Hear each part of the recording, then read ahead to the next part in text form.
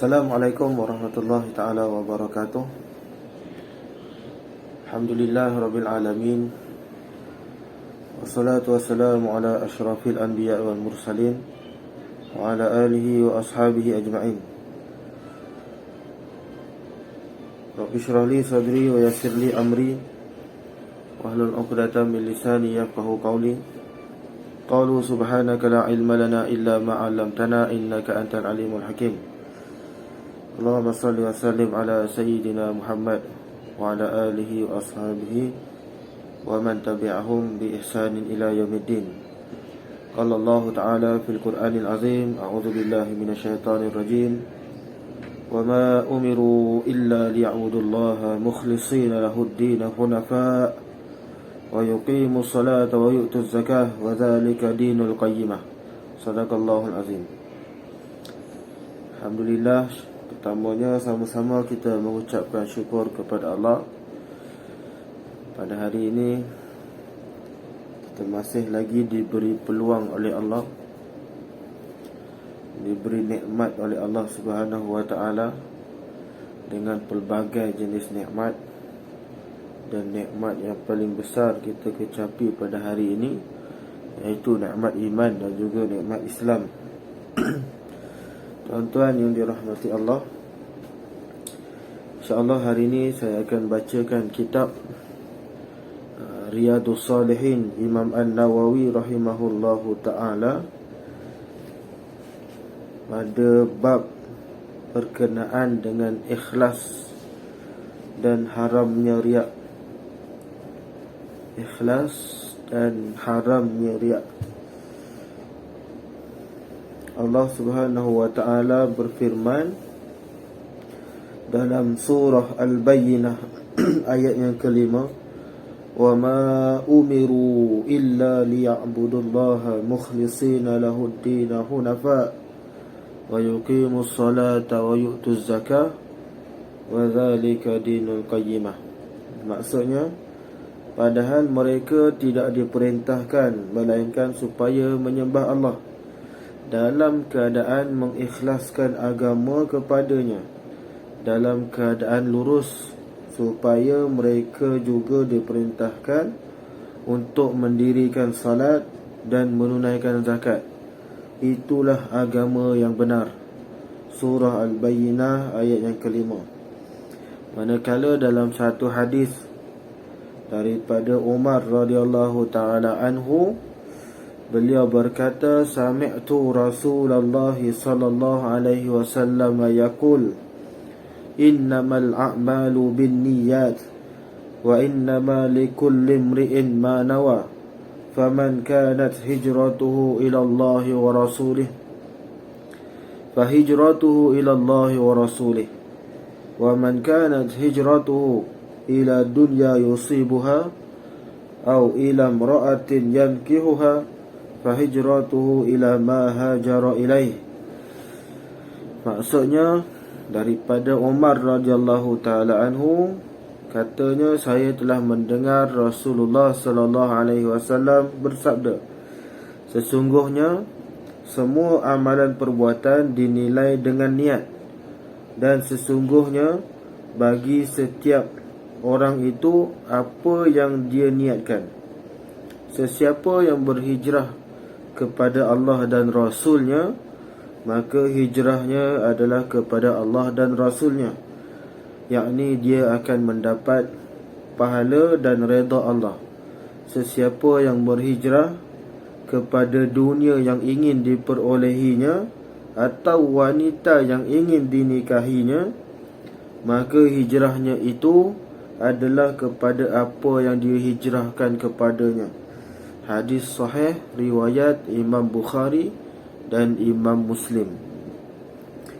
Manakala dalam satu hadis yang lain daripada Abu Hurairah radhiyallahu ta'ala anhu, beliau berkata, qala Rasulullah sallallahu alaihi wasallam, innallaha la yanzuru ila ajsadikum wala ila suwarikum walakin yanzuru ila qulubikum. Rasulullah sallallahu alaihi wasallam bersabda, Sesungguhnya Allah tidak melihat kepada tubuh badan kalian dan tidak pula kepada rupa bentuk kalian. Akan tetapi Allah melihat kepada keikhlasan hati kamu. Hadis riwayat Imam Muslim. Tuan-tuan yang dirahmati Allah, beberapa hadis yang saya bacakan tadi dan juga ayat Al-Quran menceritakan dan menyatakan tentang ikhlas. Pentingnya niat dalam sesuatu amalan. Jika suatu amalan itu kita niatkan ikhlas kerana Allah, maka pahalanya kita akan dapat kerana Allah. Jika sesuatu peramalan, perbuatan itu kita niatkan kerana perkara yang lain daripada Allah, maka kita akan dapat apa yang kita niatkan. Contohnya, dalam hadis yang saya bacakan tadi terdapat satu kisah di sebalik hadis itu, yang mana kisah berkenaan dengan seorang lelaki. Dia ingin meminang seorang perempuan. Maka apabila dia masuk meminang perempuan itu, maka perempuan itu pun bagi syarat kepada lelaki tersebut. Perempuan itu kata apa? Kalau kamu nak berkahwin, nak menikah dengan aku, maka dengan syarat kamu perlu keluar berhijrah bersama dengan Nabi SAW. Maka lelaki ini pun tanpa melengahkan masa, dia pun pergi berhijrah mengikut Nabi SAW. Tapi dia hijrah sebab apa? Kerana nak kahwin dengan perempuan. Sebab tu Nabi bersabda, barang siapa yang berhijrah kerana untuk menikahi seseorang wanita, maka dia akan dapat apa yang diniatkannya. Jika dia berhijrah kerana Allah dan Rasul, maka pahalanya dikira kerana Allah dan Rasul. Begitu juga dengan amalan kita seharian. Ada kita makan, kita minum, kita tidur dan sebagainya. Jika kita ambil contoh, sebagai contoh tidur, jika kita tidur kerana Allah SWT untuk mendapat kesihatan, untuk dapat berterusan beribadah kepada Allah, maka niat kita kerana Allah, kita akan dapat pahala ibadah. Tapi kalau kita tidur untuk mendapatkan rehat dan menghilangkan mengantuk semata-mata, maka kita dapatlah hilangkan mengantuk, tapi tak dapat dikira sebagai ibadah. Kita makan untuk dapat sihat, untuk memberi tenaga supaya boleh beribadah kepada Allah. Jika kita makan kerana Allah, maka pahala makan tersebut dikira sebagai ibadah. Begitu juga dengan amalan yang lain. Tuan-tuan yang dirahmati Allah, dalam hadis yang lain juga Nabi sebut, Allah tidak melihat kepada rupa paras kamu, Allah tidak melihat kepada tubuh badan kamu, tetapi Allah melihat apa yang ada di dalam hati kamu, iaitu keikhlasan. Ada satu kisah pada zaman Sayyidina Umar Al-Khattab radhiyallahu ta'ala anhu. Ada seorang lelaki ni, dia solat dia sampai gerak-gerak kepalanya, nak tunjukkan dia punya khusyuk tu. Dia punya solat tu dia gerak-gerak kepala, dia berzikir pun dia bergerak-gerak kepalanya. Bukan tak boleh, boleh berzikir gerak-gerak kepala, tapi dia punya itu bergerak-gerak sampai nampak khusyuk ni, nak menunjukkan kekhusyukan dia tu beribadah. Maka kata seorang lelaki, dia tanya kepada Umar, wahai Umar, khusyuk betul orang tu solat? Khusyuk betul orang tu berzikir sampai bergerak-gerak kepalanya, sampai bergoyang-goyang badan dia? Kata lelaki ini tanya pada Umar. Maka Umar pun menjawab apa? Wahai sahabat, ikhlas dan khusyuk itu kita tidak nilai pada bergoyangnya badan ataupun kepalanya. Belum tentu orang yang bergoyang kepala, bergoyang badan tu dia khusyuk, kata Umar. Tapi kita nilai dari hati dia. Allah nilai pada hatinya. Kalau setakat goyang-goyang tapi hati tak ikhlas, hatinya tidak ikhlas kerana Allah, maka ia juga tidak dikira sebagai khusyuk. Dia tidak dikira sebagai khusyuk dan tidak ikhlas. Tuan-tuan yang dirahmati Allah, kita tak tahu ikhlas ni dekat mana. Kita tak tahu seseorang itu ikhlas ataupun tidak. Boleh jadi orang itu dia ikhlas tapi kita tak tahu. Boleh jadi orang itu tak ikhlas tapi kita tak tahu. Jadi ikhlas ni tuan-tuan, dia di dalam hati. Kita sendiri pun tak tahu sama ada orang itu ikhlas ataupun tidak. Jadi kita tak boleh nak sebut, oh kau ni tak ikhlas ni, oh kamu ni sebenarnya tak ikhlas ni. Tak boleh nak kata begitu. Sebab kita sendiri tak tahu dia tu ikhlas ataupun tidak. Itu adalah urusan Allah. Kerana ikhlas terletaknya pada hati. Dan apa urusan hati ni hanya Allah sahaja yang tahu. Saya tak tahu hati dia bagaimana. Dia pun tak tahu bagaimana hati saya macam mana. Jadi kita pun tak tahu nak kata dia ikhlas ataupun dia tidak. Itulah kata Umar Al-Khattab radhiyallahu ta'ala anhu. Dan dalam satu hadis Nabi tadi. Ada satu lagi kisah tentang seorang pemuda lelaki ni. Kisah dalam kitab Minhajul Qasidin Ibnu Qudamah Al-Maqdisi. Kisah ni disebut dalam kitab itu. Pada zaman dahulu ada seorang lelaki ni. Satu kampung ni, ada satu kampung, satu tempat ni, yang mana di tempat tersebut ada sebatang pokok. Dan pokok itu menjadi tempat sembahan orang ramai. Ramai orang sembah pokok ni. Orang datang pergi tempat pokok tu, dia sembah pokok tu. Pergi je dekat pokok tu, dia sembah pokok. Pergi dekat pokok, dia sembah. Maka datang seorang lelaki ni, dia tak puas hati. Maka dia dah berazam.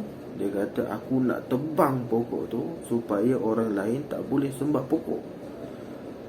Ini perbuatan syirik, kata dia. Ini perbuatan syirik kerana menyembah selain daripada Allah. Maka lelaki ni pun berazam untuk tebang pokok tu. Dalam perjalanan lelaki itu nak tebang pokok tersebut, dia pergi nak pergi tebang pokok ni. Dalam perjalanan itu dia berjumpa dengan seorang lelaki. Lelaki ni sebenarnya syaitan, tapi syaitan ini menyerupai lelaki. Syaitan ni menyamar sebagai lelaki. Dan dia jumpa dengan lelaki yang nak tebang pokok tadi. Syaitan ini tahan lelaki tersebut. Syaitan ni tanya, kamu nak pergi mana ni? Nak buat apa ni? Maka kata lelaki tadi, oh aku nak tebang pokok tu. Sebab pokok tu ramai orang sembah. Ini perbuatan syirik. Saya nak cegah perbuatan syirik dekat sini. Jadi saya nak tebang pokok tu supaya orang tak boleh sembah pokok tu, kata lelaki tersebut. Maka syaitan yang menyerupai lelaki itu tadi pun dia kata, apa kena mengena dengan kau? Yang sembah tu orang lain. Kamu tak sembah, sudahlah. Yang sembah tu dia orang tu nak sembah, biarlah dia. Awak tak sembah, tak payahlah sibuk, biarkan, kata syaitan itu. Maka lelaki ni pun kata, aku tak kira. Aku nak potong juga pokok tu. Aku nak tebang juga pokok tu, biar orang lain tak boleh sembah. Maka syaitan ini pun berkata kepada lelaki tersebut, wahai sahabat, apa kata kalau kamu, aku janji satu perkara. Kita buat satu perjanjian. Maka lelaki itu kata apa? Perjanjian apa tu? Syaitan itu pun berkata, apa kata, kalau besok, kalau kamu tak tebang pokok itu, besok pagi kamu bangun, kamu tengok bawah bantal ada 2 dinar, 2 ringgit, 2 dinar lah, 2 dinar. Kalau kamu tak tebang pokok itu hari ni, besok pagi kamu pergi bangun tidur, tengok bawah bantal ada duit 2 dinar, kata syaitan tu. Maka lelaki ni pun bersetuju. Dia pun balik ke rumah, tak jadi tebang pokok. Dia tengok tidur malam tu, besok paginya dia tengok bawah bantal, betul-betul ada 2 dinar. Maka dia pun rasa seronok. Betul lah apa sahabat tersebut, ada 2 dinar bawah bantal. Maka dia tak jadi nak tebang pokok tu hari pertama. Maka dia tidur malam tersebut, hari yang pertama. Hari yang kedua dia bangun tidur, Dia cek lagi bawah bantal, dia tengok lagi bawah bantal, dia tengok. Rupa-rupanya kali ni tak ada 2 dinar. Semalam ada, hari ni tak ada. Jadi dia rasa marah. Dia rasa tak puas hati. Apa hal semalam ada, hari ni tak ada? Semalam janji lain nak bagi 2 dinar, tapi hari ni aku tak dapat semalam je. Kali ni aku tak kira, aku nak pergi tebang pokok tu juga, kata lelaki tersebut. Maka lelaki tu pun pergi nak tebang pokok tu. Dalam perjalanan jumpa syaitan semalam. Jumpa syaitan yang menyerupai lelaki tu. Maka syaitan tu tanya, kamu nak apa lagi ni? Kamu nak apa? Semalam kau kata kalau aku tak tebang, kau bagi aku 2 dinar dalam setiap hari selepas bangun tidur. Tapi pagi tadi aku tengok tak ada 2 ringgit, 2 dinar tu tak ada. Jadi hari ni aku nak tebang pokok. Maka apa perbuatan syaitan itu? Syaitan itu pun terus menumbuk lelaki tersebut. Tersungkur lelaki itu dan terjatuh dia. Apa kata syaitan? Wahai lelaki, kamu tahu aku siapa? Akulah syaitan sebenarnya. Aku menyerupai lelaki. Semalam kamu nak tebang pokok, kamu ikhlas kerana Allah. Sebab tu semalam aku tak berani nak lawan kau, tak berani nak jatuhkan kau. Sebab semalam kau betul-betul berazam nak tebang pokok tu. Tapi pada hari ni kau nak tebang pokok tu bukan sebab Allah, bukan kerana Allah, tapi kamu nak tebang pokok tu hari ni kerana nak dapatkan 2 dinar. Sebab itu kali ni aku boleh kalahkan kau, kali ni aku boleh jatuhkan kau, kata syaitan itu. Maka pengajaran daripada kisah ini, tuan-tuan, yang pertama, dalam setiap amalan boleh jadi kita pada awalnya ikhlas tapi berakhir dengan riak. Awal-awal aja ikhlas, tapi boleh jadi akhirnya ada riak. Boleh jadi, boleh jadi. Contoh saya bagi, awalnya kita sedekah sebab nak ikhlas, kemudian kita ambil gambar, ni nak buat kenangan, kita upload dalam Facebook, kita upload dalam Instagram dan sebagainya. Maka bila lama-lama dah upload, ramai orang puji, bagus, bagus sedekah ni, bagus, banyak duit, Alhamdulillah. Awalnya ikhlas, boleh jadi lama-lama dia jadi riak.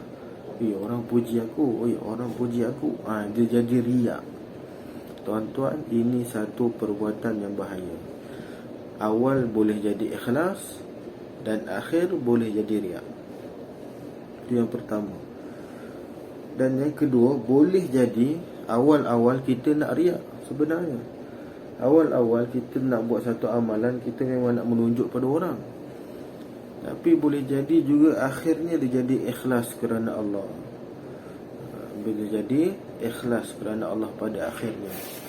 Itu yang kedua. Dan yang ketiga pengajarannya, kita perlu berhati-hati dengan permainan syaitan. Syaitan ini bukan setakat bijak, syaitan ini kreatif. Syaitan ini pandai. Dia pandai nak ubah, nak goda manusia ni menjadi sesat. Itu memang kepakaran syaitan. Itu memang kepakaran syaitan. Jadi tuan-tuan yang dirahmati Allah, ikhlas kita tak boleh nak lihat dalam mata kasar. Kita tak boleh nak nilai dengan mata kasar. Ia hanyalah dinilai berdasarkan hati dan hanya dilihat oleh Allah Subhanahu wa taala. Hadis seterusnya daripada Ibnu Abbas radhiyallahu taala anhuma, anna Rasulullah sallallahu alaihi wasallam qala fima yarwi an rabbih azza wa jalla, inna Allaha kataba al-hasanati was-sayyi'at thumma bayyana dhalik, faman hamma bihasanatin falam ya'malha katabaha Allahu indahu hasanatan kamilah, fa in hamma biha fa'amilaha katabaha Allahu indahu 10 hasanat ila 700 dhifin ila ad'afin katsira, ومن هم بسيئة فلم يعملها كتبها الله عنده حسنة كاملة وإن هو هم بها فعملها كتبها الله سيئة واحدة أو محاها ولا يهلك على الله إلا هالك. Rasulullah sallallahu alaihi wasallam bersabda pada firman yang baginda riwayatkan daripada Allah Azza wa Jalla, sesungguhnya Allah telah mencatatkan segala kebaikan dan keburukan. Kemudian dia menjelaskannya di dalam kitabnya. Sesiapa yang berazam untuk buat kebaikan namun tidak dapat mengerjakannya, maka Allah menuliskan baginya satu kebaikan yang sempurna.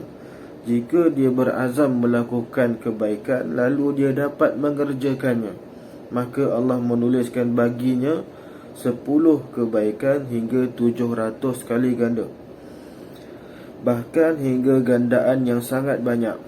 Sesiapa yang telah berazam untuk berbuat keburukan namun dia tidak melakukannya, maka Allah menuliskan baginya satu kebaikan yang sempurna. Jika dia berazam untuk melakukan kejahatan lalu dia dapat mengerjakan perbuatan jahat tersebut, maka Allah menuliskan baginya satu keburukan ataupun Allah ampunkannya. Tidak ada seorang pun binasa dalam pandangan Allah melainkan dia memang orang yang binasa, yakni ditetapkan kebinasaannya ke atasnya. Hadis sahih riwayat Imam Bukhari dan Imam Muslim. Mudah fahamnya tuan-tuan, hadis ni nak sebut apa? Jika kita niat nak buat baik tapi kita tak dapat buat, contoh kita niat nak sedekah hari ni tapi kita tak bersedekah pun, maka Allah tulis kepada kita satu kebaikan yang sempurna walaupun kita tak sedekah, hanya cuma niat sahaja. Itu yang pertama. Yang kedua, jika kita niat nak buat baik dan kita dapat mengerjakan kebaikan tersebut, kita dapat mengamalkannya, niat nak sedekah dan kita betul-betul sedekah, maka Nabi sebut Allah akan gandakan pahala itu sehingga 10 kali ganda ataupun 700 kali ganda, sehingga 700 kali ganda, dan boleh jadi gandaan yang lebih banyak lagi. Itu yang kedua. Yang ketiga, jika kita niat nak buat jahat tapi kita tak buat pun kejahatan tu, kita niat nak mencuri tapi kita tak buat curi, kita tak dapat nak mencuri, jadi Nabi sebut Allah menuliskan kepada kita satu kebaikan yang sempurna. Itu yang ketiga. Dan yang keempat, jika kita niat nak buat jahat dan kita betul-betul buat kejahatan tersebut, maka Nabi sebut Allah hanya menulis satu sahaja kejahatan terhadap kita ataupun Allah ampunkan sahaja jika kita bertaubat kepada Allah. 4 poin utama. Jadi tuan-tuan yang dirahmati Allah, nak kata apa dekat hadis ni? Nak kata rahmat dan kasih sayang Allah sangat luas. Maha pemurahnya Allah, Maha pengasihnya Allah, dia akan bagi pahala kepada sesiapa sahaja hamba yang dia nak. Walaupun kita hanya berniat sahaja tapi tak buat pun, Allah bagi kita satu pahala. Allah bagi satu pahala. Sebab tu Imam Ibnu Abdul Bar dia mengatakan, setiap kali kalau kita nak keluar, nak pergi mana-mana, nak bangun, nak buat apa pun, kita niat nak buat kebaikan. Contoh kita nak keluar rumah, kita mesti niat satu kebaikan kita nak buat. Buat tu belum tentu, tapi niat dulu. Kita nak keluar rumah, nak pergi kedai, kita niat, kalau aku jumpa kucing aku nak bagi makan, kalau aku jumpa orang susah aku nak sedekah. Niat dulu, keluar tu niat. Bila dah keluar tapi tak jumpa pun orang susah, tak sedekah pun, sekurang-kurangnya pahala niat itu kita dah dapat satu pahala yang sempurna, kata Nabi SAW. Hadis seterusnya daripada Jundab bin Abdullah radhiyallahu taala anhu, beliau berkata, qala Nabi sallallahu alaihi wasallam, man sam'a Allahu bih, wa man yura'i Allahu bih. Kata Nabi SAW, sesiapa yang memperdengarkan amalannya supaya diketahui oleh manusia, nescaya Allah akan memperdengarkannya serta mencelanya di hari kiamat kelak. Sesiapa yang menampakkan amalannya supaya dilihat oleh orang lain, nescaya Allah akan menampakkannya dalam kalangan makhluk bahawa dia adalah orang yang riak. Tuan-tuan yang dirahmati Allah, bila kita buat satu amalan yang baik, maka kita tidak perlu menunjuk-nunjuk pada orang. Kita perlu sembunyikan amalan kebaikan tersebut. Tak perlu nak tunjuk-tunjuk kerana ia adalah satu perkara pada perbuatan riak. Kata Nabi SAW. Contohnya ada seorang lelaki ni, namanya Ali Zainal Abidin.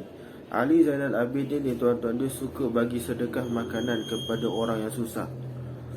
Setiap malam dia akan pikul gandum, dia akan pikul beras, dia akan pikul minyak dan sebagainya, dan dia akan dihantar kepada setiap rumah orang-orang yang miskin dan susah. Setiap malam, tanpa pengetahuan orang, tanpa pengetahuan sesiapa pun. Orang rumah dia pun tak tahu yang Ali buat sedemikian. Isterinya pun tak tahu yang Ali dia suka keluar malam untuk bagi sedekah pada orang yang susah. Jadi ketika mana Ali Zainal Abidin ni meninggal, maka orang-orang yang susah ini dia dah merasa sesuatu yang lain. Dia dah tak dapat dah makanan-makanan seperti mana biasa. Maka dia tahulah bahawasanya orang yang selalu sedekah pada waktu malam itu adalah Ali Zainal Abidin. Ali Zainal Abidin. Ketika mana dimandikan Ali Zainal Abidin ni tuan-tuan, badannya belakangnya ada lebam-lebam, tanda lebam, kesan-kesan lebam. Sebab apa? Sebab dia setiap malam angkat beras, angkat gandum dengan bahu dia, angkat minyak, dan disedekah pada rumah orang-orang susah setiap malam tanpa pengetahuan sesiapa pun. Bila dia dah mati, baru orang tahu yang Ali Zainal Abidin yang sedekah rupanya. Bila Ali dah meninggal, barulah orang-orang susah ni tahu siapa yang bagi sedekah makanan pada mereka selama ni, iaitu Ali Zainal Abidin. Itu nak kata apa? Dia sembunyikan kebaikan yang dia buat, dia tak tunjuk pada orang. Bila dia meninggal, baru orang tahu yang rupa-rupanya Ali Zainal Abidin yang sedekah. Jadi tuan-tuan, segala amalan kebaikan yang kita buat, kita tak perlu tunjuk pada orang. Kita tak perlu tunjuk pada khalayak ramai, kerana Allah akan menjadikan kita satu orang yang riak. Allah akan golongkan kita dalam kalangan orang-orang yang riak, kata Nabi SAW. Hadis seterusnya daripada Abu Hurairah radhiyallahu taala anhu, beliau berkata, qala Rasulullah sallallahu alaihi wasallam, qala Allah taala, ana aghna asy-syuraka'i 'ani syirk, man 'amila 'amalan asyraka fihi ma'i ghairi taraktuhu wa syirkahu, wa fi riwayatin fa ana minhu bari'un huwa lilladzi 'amilah. Allah Subhanahu wa taala berfirman, aku tidak memerlukan mana-mana sekutu untuk bersekutu. Sesiapa yang berbuat kebajikan dengan menyertakan sekutu lain selain daripadaku, maka aku akan meninggalkannya bersama sekutunya itu. Hadis sahih riwayat Imam Muslim. Jadi tuan-tuan, ini perbuatan riak boleh dikatakan, boleh ditakuti, dibimbangi akan menjadi syirik. Sebab tu kata Fudail bin Iyad, dia kata apa? Tarkul amal li ajli nas riak. Sesiapa yang meninggalkan amalan sebab takut ataupun tak nak orang lain tengok, tak nak tunjuk pada orang, yang itulah riak sebenarnya. Sesiapa yang meninggalkan amalan yang biasa dia buat disebabkan dia kata tak nak orang lain kata, tak nak tunjuk pada orang lain, maka yang itulah riak sebenarnya. Saya bagi contoh mudah. Biasanya kita memang dah biasa pergi solat berjemaah. Contohnya, kita dah biasa pergi solat berjemaah di masjid dan di surau. Satu hari tu kita tak pergi solat berjemaah. Apabila dia tanya kenapa tak pergi, kita pun kata, oh sebab takut tunjuk-tunjuk pada orang, takut aku jadi riak. Tuan-tuan, kata Fudail bin Iyad, tak pergi solat itu je riak. Yang tak pergi solat itulah riak. Yang tak pergi masjid itulah riak, kata Fudail bin Iyad. Begitu juga bila kita dah berada di masjid, biasanya kita solat sunat 2 rakaat. Biasa kita solat sunat qabliyah ba'diyah. Tapi satu hari tu kita tak buat, tak buat solat. Orang tanya kenapa tak solat? Oh, takut riak, nanti tunjuk-tunjuk pada orang. Kata Fudail bin Iyad, yang itulah riak sebenarnya. yang meninggalkan amalan baik itu, takut tunjuk pada orang, yang itulah riak. Tuan-tuan berhati-hati, itulah dia sebenarnya riak, kata Fudail bin Iyad. Ini juga adalah perangkap iblis dan juga syaitan, talbisu iblis. Katanya wal amalu li ajli nas syirik. Dan kata Fudail bin Iyad, dan beramal kerana manusia itu adalah syirik. Boleh jadi syirik. Yang syirik ini bukanlah syirik yang syirik akbar, syirik jali, bukan. Ini syirik syirik yang tersembunyi, syirik khafi, syirik kecil. Kerana boleh dibimbangi kita tergolong di kalangan orang yang menduakan Allah. Sebab apa? Sebab kita solat kerana orang, bukan kerana Allah. Takut jadi syirik. Sebab tu Nabi kata salah satu syirik kecil, syirik khafi yang tersembunyi antaranya adalah riak. Sebab tu kita selalu dianjurkan untuk berdoa. Apa doa dia? Antara doa yang dianjurkan oleh Nabi SAW, kita perlu baca Allahumma inna na'udzubika min an nusyrika bika syai'an na'lamu wa nastaghfiruka lima la na'lamu. Ya Allah, aku berlindung denganmu daripada syirik yang aku tahu dan juga syirik yang aku tak sedar. Allahumma inna na'udzubika min an nusyrika bika syai'an na'lamu wa nastaghfiruka lima la na'lamu. Ya Allah, kami berlindung denganmu daripada syirik yang aku sedar dan daripada perbuatan syirik yang aku tak sedar. Ini doa yang bagus untuk kita amalkan. Kita minta perlindungan daripada Allah daripada perbuatan syirik dan juga riak. Kerana riak ini Nabi sebut, inna akhwafa ma akhafa alaikum syirk, syirkul asghar. Nabi sangat bimbang dan takut tentang seseorang jika dia melakukan syirik kecil, syirik asghar. Qalu wa ma syirkul asghar? Sahabat pun bertanya, syirik kecil itu apa? Wa qala riya. Nabi pun sebut ar-riya. Nabi pun menggolongkan syirik kecil itu adalah riya. Contohnya. Jadi tuan-tuan yang dirahmati Allah Subhanahu Wa Taala, sebab itu kita buat satu amalan, jangan kita menunjuk pada orang, biarlah kita dan Tuhan sahaja yang tahu. Hadis yang seterusnya daripada Abu Dzar Al-Ghifari radhiyallahu taala anhu, beliau berkata, qila li Rasulillah sallallahu alaihi wasallam, ara'aita ar-rajula ya'malu al-amala min al-khair wa yahmaduhu an-nasu alayh, qala tilka ajilu bushra al-mu'min. Seseorang telah bertanya kepada Rasulullah sallallahu alaihi wasallam, bagaimanakah pendapat tuan tentang seorang lelaki yang berbuat kebajikan, lalu orang lain memujinya padahal niatnya ikhlas kerana Allah? Bagi dia menjawab, itu adalah kegembiraan awal bagi seorang mukmin. Itu nak menunjukkan bahawasanya Allah terima amalannya. Lepas dia meninggal baru orang tahu yang dia ni buat baik rupanya. Macam kisah Ali Zainal Abidin tadi. Itu kata Nabi, itu adalah berita gembira bagi orang mukmin. Bila dia dah tak ada baru orang sebut-sebut kebaikannya. Bila dia dah meninggal baru orang puji-puji dia. Ini tanda-tanda kebaikan, berita baik bagi orang mukmin, kata Nabi SAW. Jadi tuan-tuan, ada satu kisah, kisah anak murid dan tuan gurunya. Yang ni kesimpulan akhir. Saya nak bagi tahu, nak ceritakan satu kisah yang mana berlaku antara anak murid dan seorang guru. Satu hari anak murid ni tanya guru tentang ikhlas. Anak murid ni dia tanya kepada guru dia, wahai tuan guru, apakah itu maksud ikhlas? Maka gurunya itu membawa murid itu ke pasar. Maka cikgunya ni dia kata apa? Kalau kamu nak tahu tentang ikhlas, jom ikut aku pergi ke pasar. Dan sambil ke pasar itu kamu bawa guni. Dalam perjalanan untuk pergi ke pasar, kamu kutip batu dan letak dalam guni. Nak pergi pasar ni, kamu bawa guni. Dalam perjalanan, setiap batu yang kamu nampak batu, kamu kutip dan letak dalam guni. Ambil batu, letak dalam guni. Ambil batu, letak dalam guni sampai penuh. Sampai penuh. Bila sampai ke pasar, mereka pun lelaki, anak murid ini pun dia bawa guni yang besar, yang penuh dengan batu. Tapi orang tak tahu dalamnya apa.